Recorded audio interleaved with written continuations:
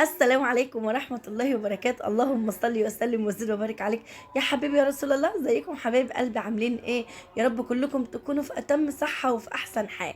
بسلم على كل متابعيني جوه مصر وبره مصر، ربنا يعزكم ويبارك فيكم ويصلح حالكم ويجعل البركة مالية بيوتكم يا رب، ويرزقكم من حيث لا تحتسب، والمريض يشفيه ربنا يا رب. وكل الدول يا رب اللي عندها حرب يا رب زع عنهم بقى يا رب، وعوضهم عن كل اللي شافوه. ينصرهم يا رب، ينصرهم نصرة عزيز المقتدر كلهم يا رب. والله يا جماعة يعني عايزة اقول لكم، فلسطين، السودان، اليمن، سوريا ترجع احسن من الاول. كل مظلوم يا رب رجع له حق يا رب. ايه يا شيري بتعملي ايه؟ عايزه اقول لكم انا اطبخ لكم النهارده من على السطح، هعمل لكم حبه رز اصفر بسمتي. اخر حاجه بقى كانت جايه لنا من عند الايه، ام ناصر طبعا كانت هي اللي بعتهولي. ده اخر حاجه. سبحان الله، شيرين من السنه اللي فات.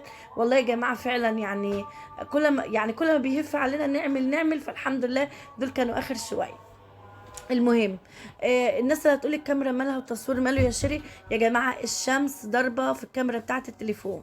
الشمس ضاربه في كاميرا التليفون، فعشان كده هي اللي جايبه الغيامه دي. بس دلوقتي هظبط لكم الكاميرا دلوقتي، او الشمس هتبتدي تروح، فالدنيا هتظبط شويه في التصوير. تعملي ايه يا شيري؟ هقول لكم بعمل ايه. انا جبت الزبدايه وحطيتها في قلب الطبق، على الطحينه.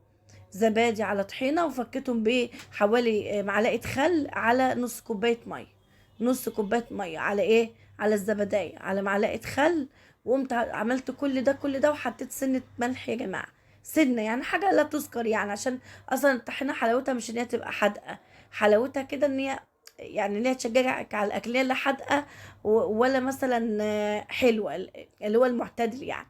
المهم حبايب قلبي، انا هنا جيت حطيت بقى الحله. طب ليه يا شيرين حطيتي الشعلة كده جنبك في الزقر ده كده، ما جبتهاش جنبك قوي يعني في وشنا ليه؟ عشان الهوا. لازم أنا اكون حاطاها في دير الهوا زي ما انتوا شايفين كده، عشان النار يعني وكده، عشان ايه؟ الرز يتعمل. انت كنت امتى يا شيري؟ انا في الوقت ده يا جماعه كنت طالعه والقران يعني بيقول بسم الله. في الوقت ده كنت طالعه والقران بيقول بسم الله. لو تلاحظوا اني كنت عامله لكم روتين برضو على قناه حياه شيرين ونور. قبل ما يعني انا حطيت صينيه الاكل اللي انتوا شايفينها دي كلها، وطبعا كنست ونضفت ودخلت اكلت فراخ وحطيت لهم ميه وظبطت الدنيا. ولما الدنيا ظبطت جيت هنا، اول ما القران ما قال بسم الله كنت ببتدي اعمل معاكم الايه، الاكل. يعني عملت الرز يا شيري ساعه القران، وعلى فكره استوى قبل القران ما يخلص. حطيت ايه؟ بص يا جماعه، بحط شويه زيت، وساعات بحط سمنه مع الزيت، وساعات بحط سمنه بس النهارده اكتفيت بشويه زيت. وحطيت فيها كاري وحطيت فيها بهارات فراخ، وحطيت فيها ايه، عود قرفه وكده. وحطيت مكعب مرق الدجاج كنت انا حاطاه يا جماعه. كنت انا حاطاه في البرطمان اللي انا هحط منه. انتوا ما شفتوش ولا شفتوا القرفه، بس هي دي بامانه الحاجات اللي انا حطيتها. وبعدين اول ما الحاجات دي ما خدتني ريحه كده في قلب الزيت، قمت انا بقى نازله بايه، نازله لكم بالرز ونازله لكم بالميه بقى على الرز. اديت تقليبه كده للرز ونزلت عليه بالميه وشويه ملح. وبعدين طفيت عليه، وهتشوفوا شكل الرز دلوقتي. بتعملي ايه بقى هنا يا شيري؟ عايزه اقول لكم يا جماعه ان انا كنت عامله كفته قبل رمضان، وكنت حاطه لها الفول الصويا او البروتين، عارفينه اللي انا حكيت لكم عنه قبل كده. المهم برضو كان عندي من الكفته دي برضو عاملاها كده، برضو كان عندي يعني وكده حوالي نص كيلو او نص الا حته كده. فالمهم طلعت بقى صبعتها، فالمفروض ان انا كنت اجيب صينيه اصبع عليها، فالجيش قال لك اتصرف. عملت ايه؟ صبعتها على الصينيه اللي انتوا شايفين اللي هي اللي قدامكم دي. وقلت ايه؟ لما نشوي الفراخ، هي بعد الفراخ على طول، الكفته اصلا ما بتاخدش حاجه. كل ده بقى كان ابو احمد بقى جنبي بيعمل ايه؟ ابو احمد كان جنبي بايد الفحم، زي ما انتوا شايفين كده عمال يا جماعه بيولع الفحم. قبل ما اعمل اصلا الرز كان ابو احمد بيولع الفحم على الشعل. قبل ما اعمل الرز كان ابو احمد عمال بيولع الفحم على الشعله وكده. ولما الفحم يعني ولع وكده، حطه زي ما انتوا شايفين اهو قدامكم اهو، وهيحط عليه فحم كده عشان يولع. بص يا جماعة الأكل شكله، بص الأكل أصلا على السطح إنك تطبخي، قسما بالله قمة في الروعة والجمال. ونفسية حلوة قوي قوي قوي، نفسية بجد جميلة. يعني اليوتيوبرات اللي بيعملوا الاسطح بتاعتهم ويظبطوها وكده ويعملوا فيها مطابخ، والله العظيم يعني دي أسعد حاجة في الدنيا. بس إن يكون عندك مطبخ كامل على السطح، مش تبقي زي كده لا أنت عارفة تغسلي إيدك في إيه، لا أنت عارفة مثلا لو عوزت طبق تنزلي تحت الدور التالت عشان تطلعي بالخامس، لو نسيتي حاجه تنزلي تحت لفوق.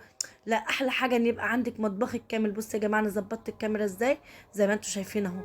احلى حاجه يبقى عندك كل حاجه. والحاجه اللي انا قلت لكم ان انا ندمانه عليها بجد، ان انا نفسي اعمل مطبخ. بس ان شاء الله ان شاء الله يا رب بدون مقاطعه لما ارجع باذن الله من عندنا نتصل على السباك. عندنا حنفيتين كده عايزين نظبطه، ويشوف لنا برضو الحوض يتركب وكده، علشان يعني داخل طالع لنا الصيف، داخل علينا الصيف وكده.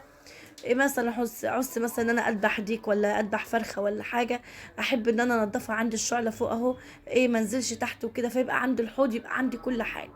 على فكره يا جماعه روح البيت الميه عشان تبقوا انتوا عارفين، روح البيت الميه. انا على فكره بسجل لكم الفيديو ده وصلاه التراويح شغال. ربنا تقبل مننا يا رب، ربنا تقبل مننا يا رب، يا رب تقبل صيامنا وقيامنا يا رب وصالح اعمالنا يا رب. واجعلنا في رمضان ده هو دعوة مستجابة عندك يا أرحم الراحمين يا رب العالمين. يا رب ارزق كل الناس، وسع الناس كلها يا رب، وراضي الناس اللي بتقف معايا، راضيهم كلهم، واعطيهم حتى ترضيهم، وبقدر ما عملوا معايا مليون مرة. اللهم امين يا رب العالمين. بص يا حبايب قلبي، انا الحمد لله انا مستوره، الحمد لله احسن من غيري، الحمد لله ربنا سترها معايا والله. ويمكن عشان ولادي، يمكن ربنا سترها معايا برضه انا وجوزي عشان ولادي. بس عايزه اقول لكم على حاجه، يعني لما حد مثلا بيدخل بيفرحني بيدعمني بكده، الفرحه بس ان انا ايه، ان انا مشاهداتي ما فيش، ما بتدخليش ربح وكده، فان الدعم ده بيعوضني شغلي، فبفرح جدا جدا جدا ان انا الحمد لله الشغل ده مش ضايع على الارض. الشغل ده ربنا كرمني ورزقني والحمد لله موسع عليا. طبعا انا عندي هنا الميه اللي كنت بزود منها الرز، وزودت منها الطحينه وكده. الطحينه بالزبادي تحفه تحفه، اعملوها كده وجربوها، ومعلقه خل وشويه ميه، تحفه تحفه تحفه. تقعدي بقى تقلبي بشوكه كده. عايزه اقول لكم ما باتتش الطبق اللي قدامكم ده، ما باتش، تاكل كل يومها وخلص. فالميه طبعا اللي كانت باقيه ديت يا جماعه كل شويه اغسل ايدي فيها كل شويه كده. فالحمد لله على كل حال. ام سمونه بتقولنا عليا اخلص الفيديو وارد عليك يا ام سيمون. فالمهم يا حبايب قلبي ندعو لها بقى دعوه حلوه، ربنا يشفيها ويعافيها يا رب، ويشفي ابله ماجده، ويشفي امي، ويشفي كل مريض، وتقبل دعواتنا، ودعواتنا كده تكون خالصه لوجهك الكريم يا رب. طبعا انا هنا الفراخ اهوت كانت متظبطه ومتبله وكل حاجه، اديتها لابو احمد يحطها بقى كده ايه على الشوايه. في اليوم ده يا جماعه عايزه اقول لكم على حاجه، ابو احمد اصلا ما كانش هيفطر معانا في اليوم ده. ابو احمد كان معزوم على فطار في المسجد، في يعني ليهم صاحب وكده كل سنه بيعمل فطار في المسجد، فكان اليوم ده هو الفطار. فابو احمد بيقول، قلت له يلا روح انت بس وايه، وسيب لي انا هكمل الكفته وهكمل الفراخ، وروح انت. اول والله ما القران ما قال صدق الله العظيم، قلت له انزل انت بقى ما تقعدش وروح انت. لا انا خلاص اخليني معاكم النهارده. قلت له لا لا، روح ما دام هو عزمك على الفطار يا سيدي خلاص، منابك احنا هناكله، منابك في الكفته والفراخ احنا هناكله، كل انت بقى هناك واملى بطنك وكده واحنا ناكل منابك احنا هنا. ففي اليوم ده فعلا يا جماعه، فعلا يا جماعه في اليوم ده كان فطر في المسجد وكده، كان فطار زي العسل. عايزه اقول لكم ان اللمه اصلا بتاكل، اللمه وفرحه اللمه ورمضان والطقوس بتاعه رمضان كده. والمسجد بتاعنا اصلا جميل وروحانيته جميله يا جماعه قوي. سامعين اصلا صوت التراويح؟ يا رب يتقبل مننا يا رب، يا رب تقبل مننا يا رب. يا جماعه احنا مش عارفين رمضان ده يجي علينا تاني ولا لا، فكل واحد يتعامل كأن ده اخر رمضان هيعيشه في حياته، فاهمين ازاي؟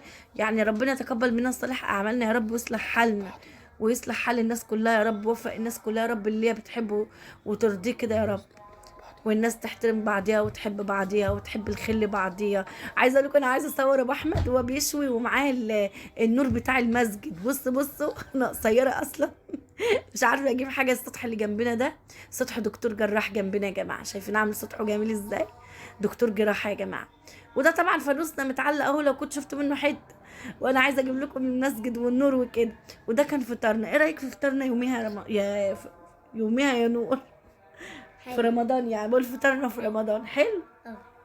والفراخ كانت حلوه. اه. والكفته. اه. طب ايه رايك في سلطه الطحينه اللي انا عملتها؟ جامد. كانت بتقول لكم جامده. جامد. جامد يا جماعه. ايه اتفضلوا معانا وبالف هنا، وكل سنه وانتم طيبين.